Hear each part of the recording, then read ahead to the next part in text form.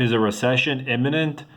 If you go back and look at historical charts in the last 50 years, any time that the yield curve gets inverted, that means a recession's between 6 to 12 months away.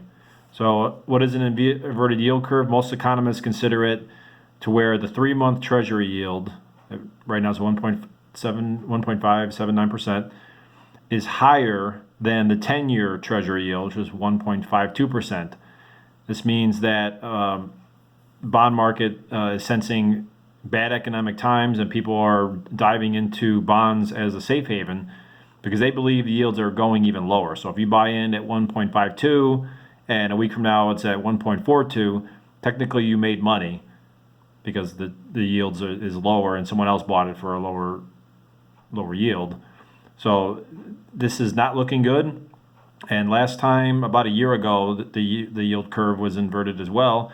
And the Federal Reserve came out of nowhere and said, that's it, we need to start cutting interest rates. So every time the Fed cuts interest rates, it affects this 3-month Treasury yield. This is a short-term bond. And this is what, when the Fed cuts rates, it keeps, it lowers this rate, the 3-month. So if the Fed wants to save the yield curve, they're going to have to cut rates in March. So if they cut rates in March, a quarter of a percentage points, that's going to drop it down to about 1.32%, which is lower than the 10-year.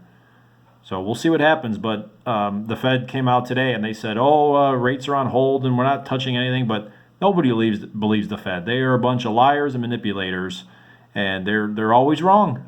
I don't know how they get away with it. I mean, what job can you be at where you're constantly wrong and you still stay in business? You still have a job. It's wild.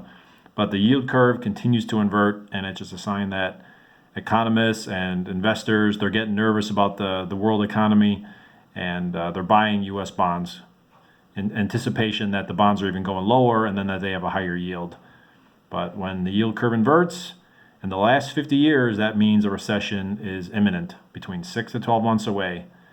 So we'll see what happens, but I just want to put this out there for a historical record that the yield curve is technically already inverted again, and we'll just have to see what happens. But this is not a good sign.